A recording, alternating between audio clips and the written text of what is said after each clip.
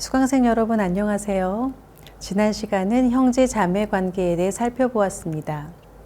이번 시간은 장남과 장녀에 대해 살펴보겠습니다. 장남과 장녀를 아우르는 맏이라는 말은 성별에 관계없이 가장 먼저 태어난 자녀를 뜻하는 순우리말입니다. 첫 번째로 태어난 아들을 맏아들이라고 하고 첫 번째로 태어난 딸을 맏딸이라고 합니다. 한자어로는 장남과 장녀입니다. 맏이라는 접두사는 나이가 가장 많다는 의미를 가지며 맏아들, 맏딸, 맏며느리 같은 말에 붙어 사용됩니다.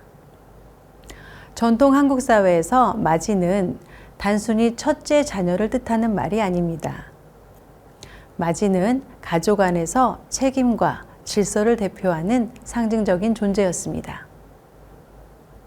사람은 가족 안에서 처음으로 사회적 관계를 배우게 되며 이때 출생 순서는 성격 형성과 역할 기대에 중요한 영향을 줍니다. 맏이는 보통 책임감이 강하고 어른의 기대에 부응하려는 성향이 있습니다. 또한 규칙을 잘 따르고 동생을 챙기는 역할을 자연스럽게 맡게 됩니다. 이러한 특성은 유교적 가치관과 가부장제 가족 질서 속에서 더 강화되었습니다. 맏이는 단지 첫째가 아니라 가족을 이끌고 지탱하는 중심축이 된 것입니다. 전통사회에서 장남은 집안의 계승자이자 대표로서 매우 중요한 위치에 있었습니다.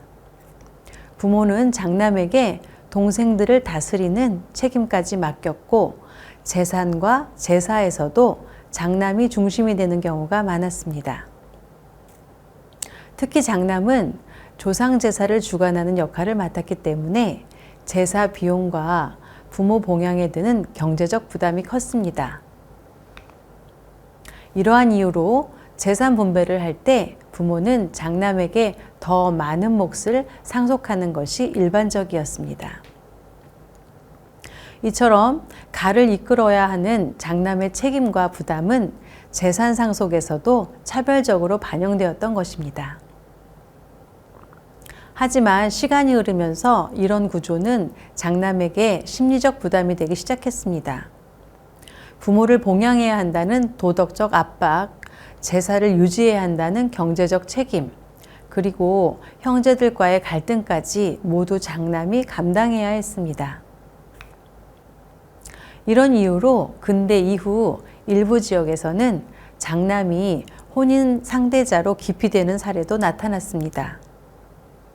특히 도시 중산층 여성들 사이에서는 장남과 혼인하면 시부모를 모셔야 하고 제사를 챙겨야 하며 형제들 간의 책임도 떠맡아야 한다는 부담이 크게 느껴졌습니다. 이에 따라 일부 가정에서는 차남이나 막내 아들과의 혼인을 선호하는 경향도 나타났습니다. 장남은 가족 내에서 명예로운 위치이지만 혼인 시장에서는 때때로 회피의 대상이 되기도 했던 것입니다.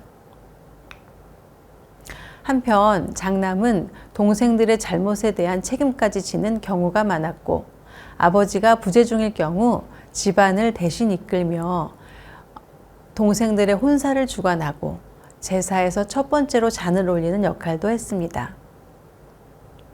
하지만 이런 기대는 장남에게 심리적인 압박으로 작용하기도 했습니다. 이를 가리켜 장남 콤플렉스라고 부릅니다. 장남 콤플렉스는 항상 강해 보여야 한다는 부담, 감정을 억누르고 책임을 감당해야 한다는 의무감에서 비롯됩니다. 부모를 모셔야 한다는 책임감, 자신보다 자유로운 동생에 대한 상대적 박탈감을 경험하기도 합니다. 맏이로서 권위를 가지지만 내면에서는 억눌린 정서를 갖게 되는 경우가 많습니다. 한편 장녀 역시 가족 내에서 어머니의 조력자로서 자라야 했습니다. 어릴 적부터 집안일을 돕고 동생들을 돌보며 어른 같은 역할을 수행해야 했습니다. 이런 장녀의 모습을 살림미천이라는 말로 표현하기도 합니다. 미천은 원래 장사나 사업을 시작할 때 필요한 자본금을 뜻하는 말입니다. 그런데 이 말이 일상적으로 확장되면서 어떤 일을 꾸려나가기 위한 기반이 되는 가장 중요한 자원을 가리키게 되었습니다. 그래서 살림미천이라는 말은 가정살림을 꾸려나가는데 가장 믿을 만하고 핵심적인 존재를 뜻하게 되었고, 그 대상이 바로 맏딸, 즉 장녀였던 것입니다. 장녀는 자신의 감정이나 욕구보다 가족을 우선해야 했습니다. 이로 인해 생기는 심리적 부담을 장녀 컴플렉스라고 합니다. 장녀 컴플렉스는 참는 것이 미덕이라고 느끼게 되고, 항상 모범을 보여야 한다는 압박감과 가족의 기대를 충족시키지 못했을 때의 자책감으로 이어집니다.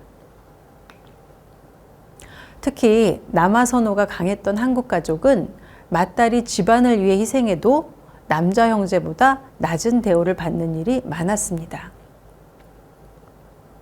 이러한 문화적 배경은 요즘 K장녀라는 표현으로 이어지고 있습니다. K장녀는 한국에서 자란 장녀들이 겪은 과도한 책임감과 희생을 상징하는 신조어입니다. 내가 언니니까 참아야지, 내가 맞으니까 양보해야지, 이런 말들 속에서 자라온 장녀들은 감정 조절자, 가족 조정자의 역할을 자연스럽게 떠맡게 됩니다.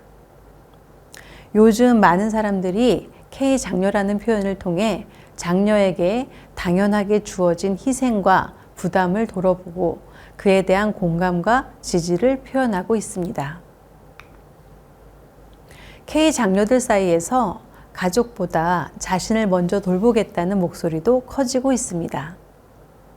맞이라는 위치에 있었던 많은 여성들이 자신의 삶을 되찾으려는 움직임을 보여주고 있습니다. 이처럼 전통사회에서의 맞이는 가족 질서와 책임을 지탱하는 중심이었고, 그 속에서 심리적인 부담을 안고 살아가는 일이 많았습니다. 한편 한국 사회는 1960년대까지만 해도 여성이 평균 6명에 가까운 자녀를 낳는 다산사회였습니다. 그러나 정부의 산하 제한 정책 이후 출산율은 급격히 낮아졌고, 지금은 한 자녀 가정이 일반화되었습니다. 자녀 수가 줄어들면서 출생 순서에 따른 역할 구분도 사라지고, 맞이라는 단어 자체가 일상에서 자주 쓰이지 않게 되었습니다. 이번 강의에서는 가족관계와 가족 문화라는 주제로 부부관계, 부모-자녀 관계, 형제-자매관계, 장남과 장녀 등 가족관계를 중심으로 형성된 한국의 가족 문화와 그 특징에 대해 살펴보았습니다. 다음 7번째 강의에서는 북의 직계가족의 이상과 현실이라는 주제로 북의 직계가족의 형성 원리와 사회문화적 특징에 대해 살펴보도록 하겠습니다. 감사합니다.